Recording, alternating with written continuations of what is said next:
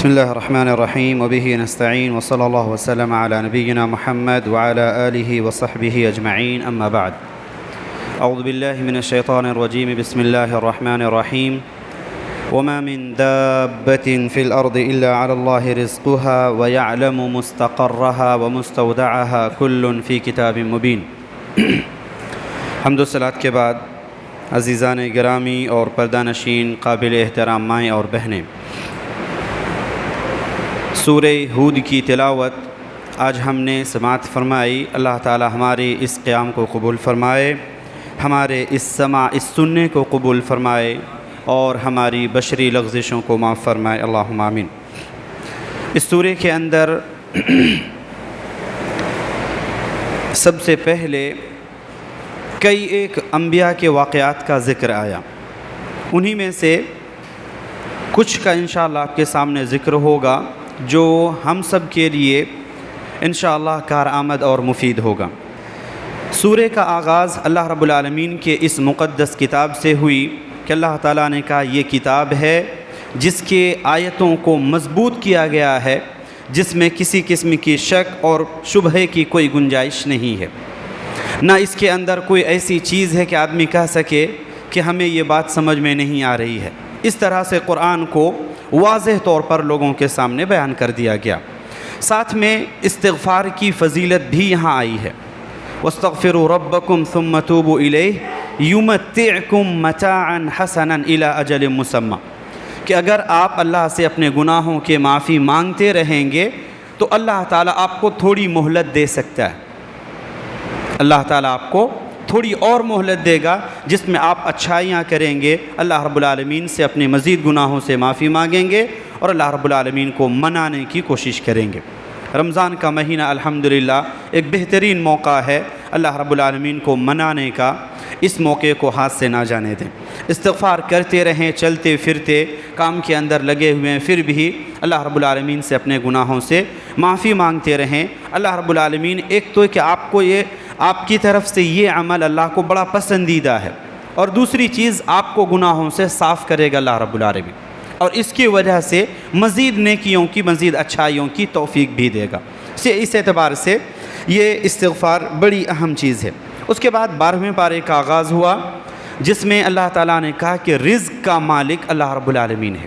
اس روئے زمین پر جتنی بھی چیزیں ہیں، انسان ہو، جنات ہو، جانور ہو، حتیٰ کہ رینگنے والے چھوٹے چھوٹے کیڑے مکوڑے ہیں، ان کا بھی رزق دینے والا اللہ رب العالمین ہے۔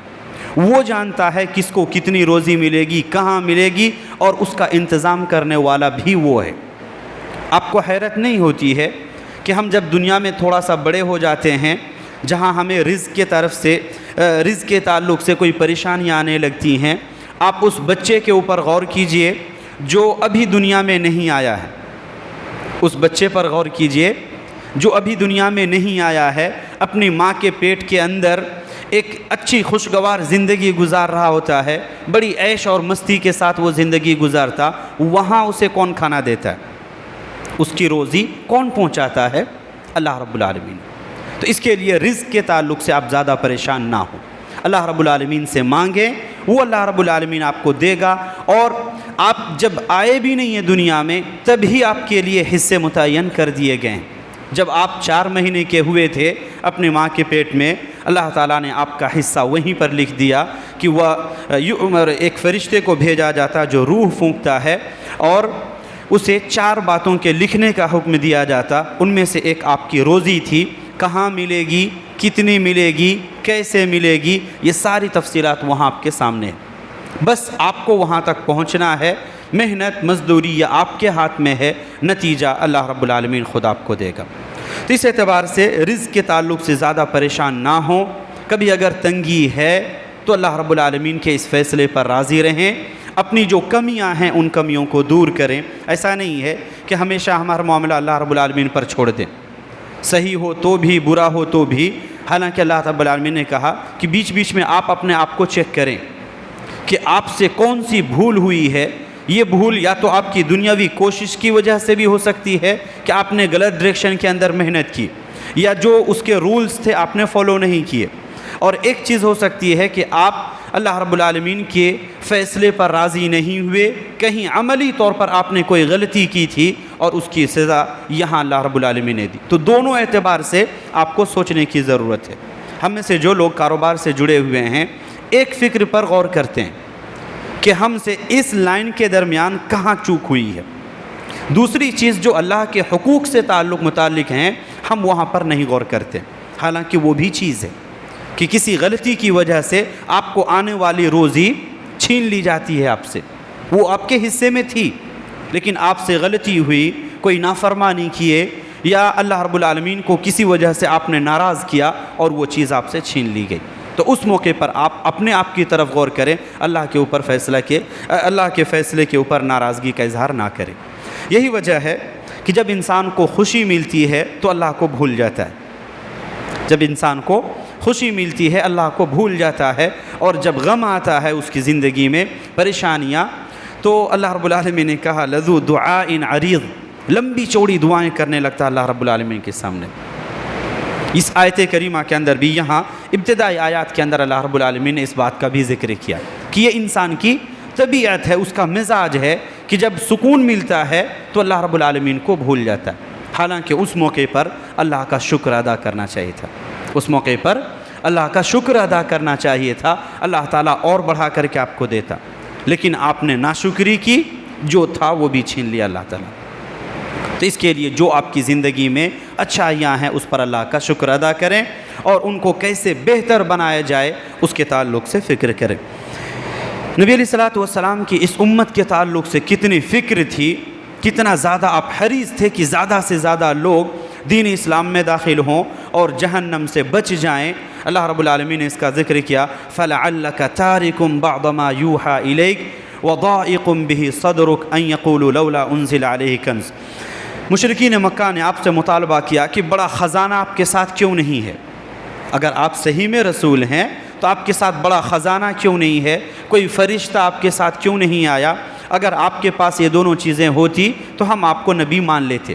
اللہ رب العالمین سے نبی علیہ السلام نے اس چیز کا مطالبہ بھی کیا کہ اللہ رب العالمین میری امت اس قسم کی باتیں کر رہے ہیں۔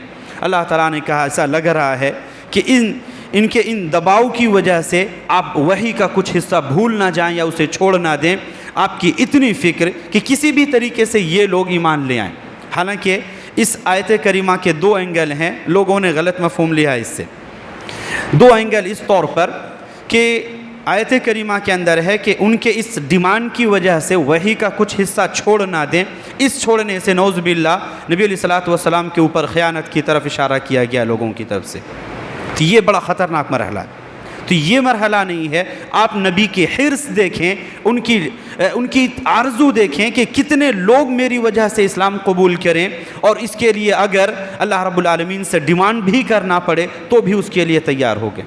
سورہ کہف پڑھتے ہیں، وہاں بھی اس قسم کے الفاظ غالباً تیسری یا چوتھی آیت کے اندر آپ کو ملے گا۔ فَلَعَلَّكَ بَاخِعٌ نَفْسَكَ عَلَىٰ آثَارِهِمْ، ان کے پیچھے آپ اپنے آپ کو ایسا لگتا ہے ہلاک کر دیں گے، اور اس کا مقصد یہی ہوتا ہے کہ وہ لوگ کسی طرح سے اسلام قبول کر لیں۔ تو یہ اس کا صحیح اینگل ہے کہ نبی علیہ السلام کی بے حد انتہا آرزو تھی کہ زیادہ سے زیادہ لوگ جہنم سے بچ جائیں۔ یہ ہم بھی تو امتی ہیں آپ علیہ السلام کے، یہ کوشش ہمارے لیے بھی تھی کہ جتنے لوگوں تک یہ دین پہنچے گا، کس طریقے سے لوگوں کو دین سے قریب کیا جائے، اللہ کی معرفت دی جائے۔ آپ علیہ السلام نے پوری زندگی اسی کے اوپر لگا دی۔ اس کے لیے کہا جاتا ہے نبی علیہ السلام کا نام آئے تو صلی اللہ علیہ وسلم ضرور پڑھنا چاہیے۔ جو نہیں پڑھتا ہے اس سے بخیل اور ناشکرہ انسان کوئی نہیں ہو سکتا۔ اس کے لیے جب بھی نام آئے، ایک چیز ہے اس نام کے ذریعے سے نماز کے اقامت کے دوران یا اذان کے دوران جو آتا ہے اس کے اندر میرے علم کے حد تک عمل نہیں ہے، یعنی اس اشہد ان محمد رسول اللہ خواہ وہ اذان میں ہو یا اقامت میں، اس طرح کا عمل یہاں نہیں ملتا ہے، سلف سے اس طرح کا تعامل نہیں ہے۔ تو یہ چونکہ ایک فکس جگہ ہے اور اس پر عمل نہیں ہے، اس کے لیے یہاں نہیں کہیں گے، جتنا ہے اتنا ہی کہیں گے، اشہد ان محمد رسول اللہ اتنے ہی کے اوپر رک جائیں گے۔ اب یہاں رسول اللہ کے آگے صلی اللہ علیہ وسلم نہیں بولیں گے، چونکہ یہ عبادات توقیفی ہوتی ہیں، ان کے اندر اضافے کی گنجائش نہیں ہے۔ اگر پھر بھی کہیں ملتی ہے تو انشاءاللہ قبول کیا جائے گا۔ اس کے بعد قوم نوح کا تذکرہ اللہ رب العالمین نے کیا۔ نوح علیہ السلام اپنی قوم میں کتنے دن رہے؟ 950 سال، قریب 1000 سال اپنی امت کو دعوت دیتے رہے کہ کسی طریقے سے لوگ شرک سے باز آ جائیں، اللہ رب العالمین کی وحدانیت کو قبول کر لیں۔ اس درمیان کئی ایک ایسے واقعات پیش آئے جو واقعی ہم سب کے لیے سمجھنے کی چیز ہے۔ سب سے پہلا، اللہ رب العالمین جسے ہدایت دے اسے کوئی گمراہ نہیں کر سکتا، اور جس کے حصے میں اللہ تعالیٰ نے مقدر کیا کہ وہ گمراہ ہے اسے کوئی ہدایت نہیں دے سکتا، خواہ وہ آپ کے گھر میں ہو، ایک نبی کے گھر میں بھی ہو، اگر اس کے حصے میں توحید اللہ کی وحدانیت نہیں ہے دنیا کی کوئی طاقت نہیں دے سکتی ہے۔ یہی ایک مثال ہے حضرت نوح علیہ السلام اور ان کے بیٹے کا ذکر۔ ان کا بیٹا کافر تھا، کافروں کے ساتھ رہا، نوح علیہ السلام پر ایمان نہیں لایا۔ اس منظر کو آپ اگر دیکھیں تو ایک باپ کتنی زیادہ اس کے اندر بے چینی ہوگی کہ اللہ تعالیٰ کا عذاب آ رہا ہے اور میں اپنے بیٹے کے لیے کچھ نہیں کر پا رہا ہوں۔ تو نام اگر کہیں رشتہ آپ کا کہیں جڑتا ہے، کہیں آپ کا نسب ہے، آپ کا کوئی ایک لیبل ہے، یہ لیبل خاندانی طور پر اگر آپ تک تو آ جاتا ہے، لیکن آپ اگر اس کے اہل نہیں ہیں یہ لیبل آپ کا کوئی کام کا نہیں ہے۔ نبی علیہ السلام فرماتے من بطأ به عمله لم يسرع به حسبه، اگر کسی کو اس کا عمل پیچھے کر دے، اس کا عمل پیچھے کر دے، اس کا خاندان اسے آگے نہیں بڑھا جا سکتا۔ یہ دین کے معاملات کے اندر ہیں۔ دنیا میں ہو سکتا ہے باپ کے بعد بیٹا کرسی سنبھال لے، لیکن دین میں کامیاب ہونے کے لیے ان کا نام نہیں بلکہ آپ کو خود اپنا نام بنانا ہوگا، ایمان آپ کی زندگی میں داخل کرنا ہوگا۔ نوح علیہ السلام کا یہ ایک واقعہ ہے جو اس کے اندر آپ دیکھ سکتے ہیں، کشتی بنانا، پھر ان کا ایسی جگہ پر کشتی بنانا جہاں دور دور تک پانی نظر نہیں آ رہی، لیکن جو کیفیت ہے اللہ رب العالمین نے فرمایا بڑے بڑے پہاڑ ڈوب گئے اس پانی کے اندر، جہاں ریتیلی زمین ہے کہیں نظر نہیں آ رہا ہے کہ پانی، لوگ مذاق بھی اڑاتے تھے کہ آپ ایسا لگتا ہے کہ ریتیلی زمین میں خشکی میں اپنے کشتیوں کو چلائیں گے۔ اللہ رب العالمین کا حکم تھا کہ بنانا ہے تو بنانا ہے، چلانا وہ جانتا ہے، وہ کیسے چلائے گا اس کا سبب وہ پیدا کرے گا، ہم نہیں۔ اللہ تعالیٰ کا حکم ہے جیسے کرنا ہے۔ تو اس کے بعد جو پانی کی کیفیت ہوئی، نوح علیہ السلام نے دعا بھی کی تھی نا کہ اے اللہ زمین میں ایک باشندہ بھی مت چھوڑنا۔ سورہ نوح کے آخری آیات کے اندر دیکھیں گے دیارہ کا لفظ آیا کہ ایک بھی گھر والا، ایک بھی رہنے والا اللہ تو اس زمین پر نہ چھوڑنا، اور اس کا اثر بھی ہوا تھا۔ خیر اللہ تعالیٰ نے ان کو نجات دی۔ جودی پہاڑی تھی ایک کافی اونچائی بلندی پر، اللہ تعالیٰ نے اس کشتی کو وہاں ٹکایا اور اس کے بعد وہاں اترے، اور اس طرح سے ایک سلسلہ شروع ہوا۔ مورخین کہتے ہیں کہ آج جتنے بھی لوگ ہیں بنی آدم، ان کو آدم ثانی کہا جاتا ہے، صح؟ کیوں؟ ان کی جو اس عذاب کے اندر اس پانی میں لوگ ڈوبے، کہا جاتا پوری دنیا ڈوب چکی تھی، جو کشتی کے اندر تھے 80 یا 83 لوگ وہی بچے ہوئے تھے، اور ان میں سے بھی اکثریت کی نسل نہیں چلی۔ 3 بیٹے تھے حضرت نوح علیہ السلام کے، انہی سے یہ سلسلہ شروع ہوا اور یہ قیامت تک جاری رہے گا۔ اسی وجہ سے انہیں آدم ثانی کہا جاتا ہے کہ جتنے بھی آج لوگ ہیں، ایک تو ان کا سلسلہ آدم علیہ السلام تک جاتا ہے، اور دوسرا سلسلہ حضرت نوح تک ہوتے ہوئے آدم تک جاتا ہے، اس طرح سے ان کو آدم ثانی کہا جاتا ہے۔ خیر یہ تاریخ کا مرحلہ نہیں ہے، لیکن ایک یاد دہانی کے طور پر یہ کہہ دیا گیا۔ اس کے بعد قوم عاد کا ذکر ہوا۔ عاد یہ جو قومیں ہیں اکثر یہ تقریباً ابھی مملکہ سعودیہ ہے، اسی کے آس پاس رہنے والی قومیں تھیں، عاد، ثمود، شعیب، یا اس طرح سے ایک حصہ موسیٰ، چونکہ شام آنا جانا، مصر آنا جانا تھا، اس اعتبار سے جو آس پاس کے لوگ جان رہے تھے ان کے واقعات ہیں۔ اور اللہ تعالیٰ نے اخیر میں کہا تِلْکَ مِنْ أَنْبَاءِ الْغَیْبِ نُوحِیہا إِلَیْکَ مَا كُنْتَ تَعْلَمُهَا أَنْتَ وَلَا قَوْمُكَ مِنْ قَبْلِ هَذَا، کہ یہ جو خبریں ہیں گزشتہ قوموں کی، آپ تو پڑھے لکھے نہیں تھے، لیکن اس کے باوجود پچھلی قوموں کی خبریں بتلا رہے ہیں، تو اللہ تعالیٰ نے کہا کہ یہ غیب کی خبریں ہم آپ کو وحی کرتے ہیں، اور ان کے بارے میں نہ آپ جانتے تھے نہ آپ کی قوم کے لوگ جانتے تھے۔ اگر یہ کلام آپ کا ہوتا تو آپ تو پڑھے لکھے نہیں تھے، اور نہ آپ کو لکھنے پڑھنے کا شوق تھا، تو پرانی خبریں آپ کے پاس کیسے آتی؟ جو انسان پڑھ سکتا تھا وہ پڑھ کر کے بتلا سکتا ہے، لیکن آپ پڑھے لکھے نہیں تھے، آپ کو پڑھا لکھا نہ رکھنا بھی اللہ تعالیٰ کی طرف سے ایک مصلحت تھی کہ آپ سچے نبی ہیں اور آپ کی نبوت کی ایک دلیل تھی۔ تو اس طرح سے ان کے واقعات ذکر کیا اور کہا کہ یہ وہ قومیں ہیں جنہیں نہ آپ جانتے تھے نہ آپ کی قوم، بلکہ ہم آپ کو ذکر کر رہے ہیں کہ تاکہ لوگ ان کو سمجھیں۔ دو وجہ ہیں ان قوموں کے ذکر کا۔ ایک تو نبی علیہ الصلوۃ والسلام کو تسلی دینا کہ آپ سے پہلے بھی لوگوں کے ساتھ جو انبیاء آئے ہیں ان کو جھٹلایا گیا ہے، ان کے ساتھ الگ الگ قسم کے حادثات پیش آئے، کسی کو قتل کیا گیا، کسی کو پاگل، کسی کو جادوگر، کسی کو سر عام جھٹلایا گیا۔ اس طرح کی چیزیں آپ سے پہلے نبیوں کے ساتھ بھی ہوئی ہے، تو اگر آپ کے ساتھ ہو رہی ہے تو یہ کوئی نئی بات نہیں ہے، آپ اپنا دل چھوٹا نہ کریں۔ مومنوں کے لیے بھی نصیحت ہے، اللہ تعالیٰ نے فرمایا وَمَوْعِظَةً لِّلْمُؤْمِنِينَ، بالکل آخری مرحلے میں صورتوں کے اندر اللہ تعالیٰ نے کہا کہ یہ مسلمانوں کے لیے عبرت کی چیز بھی ہے کہ ان قوموں نے جو غلطیاں کی ہیں ہم وہ غلطیاں نہ کریں، ان قوموں نے جو غلطی کی ہیں وہ غلطی ہم نہ کریں۔ یہ ایک مقصد ہے ان واقعات کو ذکر کرنے کا۔ ایک سوال کروں آپ سے، قوم عاد کا ذکر ہوا۔ عاد ایک قوم ہے، ایک چند قبیلوں کا ایک مجموعہ تھا، اور انہی عاد سے وہ خاندان نکلا تھا جسے حضرت اسماعیل علیہ السلام نے جس خاندان کے درمیان پرورش پائی، قبیلہ جرہم، مکہ کی آبادی کے وقت۔ کہا جاتا ہے کہ یہ عاد یا سدوم یہ انہی کی ایک نسل تھی، اور یہ اصل ہوا کرتی تھی۔ عاد اور سدوم وغیرہ یہ اصل ہوا کرتے تھے، اور بعد میں لوگوں نے عرب جو قبیلہ جرہم اور اس طرح کے دوسرے واقعات پیش آئے وہ ان کے بعد میں لوگوں نے ان سے سیکھا، لیکن عرب قبیلے کی اصل یہاں ہوا کرتی تھی۔ تو یہ قوم عاد، سوال تھا کہ قوم عاد میں نبی کون تھے؟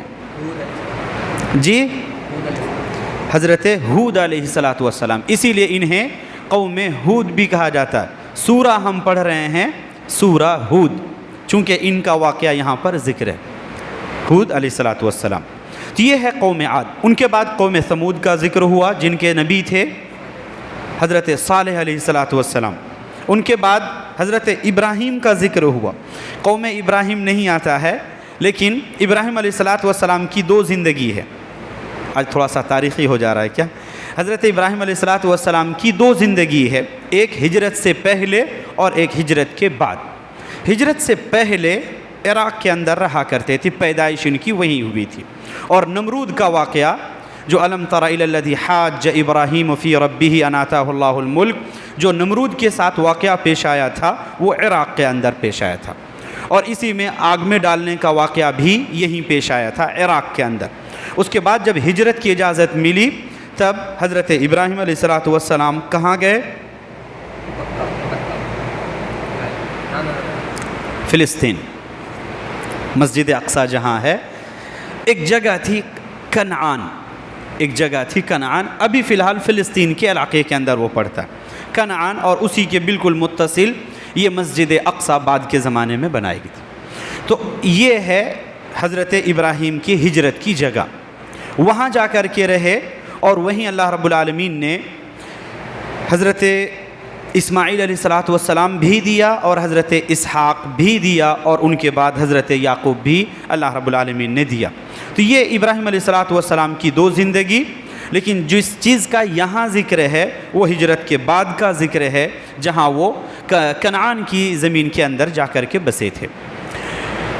وہاں سے اللہ رب العالمین نے حضرت لوط کا بھی ہلکا سا اشارہ کیا جب ان کے اوپر عذاب کا سلسلہ شروع ہوا، اور حضرت شعیب علیہ السلام کا ذکر، اخیر میں حضرت موسیٰ علیہ السلام کا ذکر اور ان کی قوم۔ اللہ رب العالمین نے اپنی ایک سنت کا ذکر کیا، ایک عادت، اور وہ یہ کہ اس کائنات کے اندر اللہ کا ایک اصول ہے، اللہ کا ایک اصول ہے کہ وہ کسی پر بھی ذرہ برابر بھی ظلم نہیں کرتا، ذرہ برابر بھی وہ ظلم نہیں کرتا، بلکہ بندے اپنے اعمال کی وجہ سے اس کے اس عمل کو دعوت دیتے ہیں. بندے اپنے اعمال کی وجہ سے اللہ تعالیٰ کے اس اصول کو دعوت دیتے ہیں کہ اللہ تعالیٰ ان پر عذاب نازل کرے. ورنہ اللہ رب العالمین نے کہا ما یفعل اللہ بعذابکم ان شکرتم وآمنتم. اگر آپ شکر گزاری کرتے رہیں گے، اللہ کی توحید کا اقرار کرتے رہیں گے اور اللہ رب العالمین پر ایمان لاتے رہیں گے، تو اللہ تعالیٰ آپ کو عذاب دے کر کیا کرے گا؟ یعنی یہ دو چیزیں اگر ہیں تو اللہ تعالیٰ عذاب نازل نہیں کرے گا. جب یہی دو چیزیں ختم ہو جاتی ہیں تب گویا ہم نے اللہ رب العالمین کی عذاب کو دعوت دیا. تو یہاں بھی اللہ رب العالمین نے کہا کہ وما ظلمناہم ولکن ظلموا انفسہم، کہ یہ ان لوگوں کے ظلم کی وجہ سے جو نافرمانی کیے، اس کی وجہ سے ان کے اوپر اللہ رب العالمین کا عذاب آیا. فما اغنت عنہم آلہتہم، ان کے معبودوں نے ان کو کچھ بھی فائدہ نہیں پہنچایا. اگر وہ کسی چیز کے مالک ہوتے تو ان سے عذاب کو ٹال سکتے تھے. اس کے بعد جنتی اور جہنمیوں کا ذکر کیا.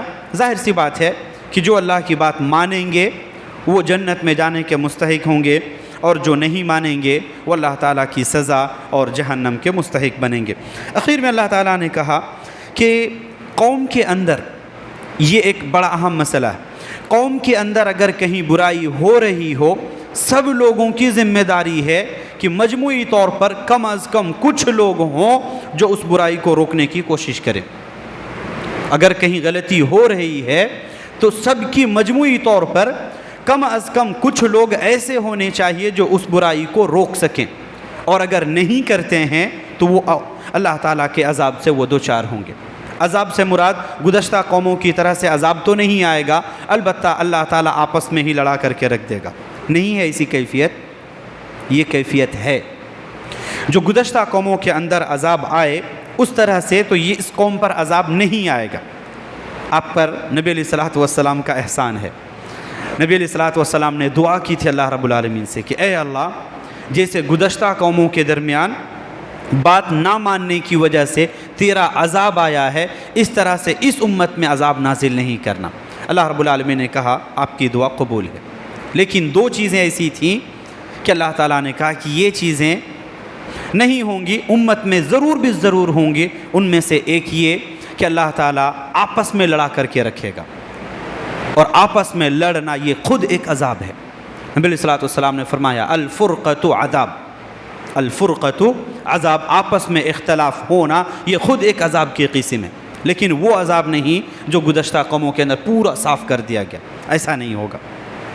تو اس لیے اللہ تعالیٰ نے فرمایا کہ فلولا كان من القرون من قبلكم اولو بقیۃ ینہون عن الفساد فی الارض الا قلیلا ممن انجینا منهم، کہ ان میں سے جو گزشتہ قومیں تھیں، جب ان لوگوں نے دیکھا کہ قوم میں اللہ کے ساتھ ناانصافی ہو رہی ہے، اللہ کے ساتھ شرک کیا جا رہا ہے، تو ان میں سے سمجھدار لوگوں نے اس غلطی کو روکنے کی کیوں نہیں کوشش کی. لہٰذا یہ چیز اگر آج بھی ہے، نبی علیہ الصلوۃ والسلام کے سامنے وہ حدیث ہونی چاہیے آپ کے سامنے جس کے اندر امر بالمعروف اور نہی عن المنکر کی مثال دی گئی کہ لوگ ایک کشتی میں سوار ہوئے، دو طبقے والے تھی، دو منزلہ، نیچے والے اور ایک اوپر والے. پانی پینے کا جو حصہ تھا وہ اوپر کے حصے میں تھا. نیچے والے بار بار جاتے، ایک نے سوچا چلو ان کے اوپر تھوڑا سا آسانی کر دیتے ہیں، بار بار جا کر کے ان کو ہم ڈسٹرب کر رہے ہیں. ایسا کرتے ہیں جو ہم نیچے ہیں، لکڑی جس کشتی پر بیٹھے ہوئے ہیں، نیچے حصے کے اندر تھوڑا سا سوراخ کر لیں گے اور اسی سے پانی نکال کر کے پیتے رہیں گے.